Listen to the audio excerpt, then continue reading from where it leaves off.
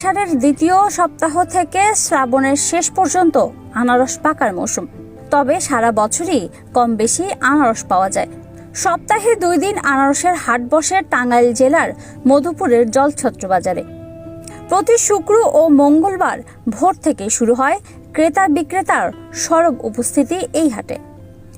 ভরা মৌসুমে এ হাট 25 মাইলের মোড় থেকে অন্যদিকে পুলিশ ফাঁড়ি পর্যন্ত গিয়ে পৌঁছে।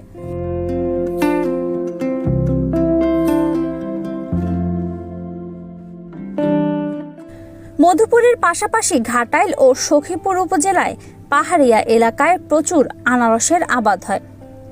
মধুপুর গড় তথা মধুপুর, ঘাটাইল ও সখীপুর এলাকার পাহাড়িয়া এলাকায় জলডুগি বা হানি কুইন ও ক্যালেন্ডার জাতের আনারসই বেশি আবাদ হয়।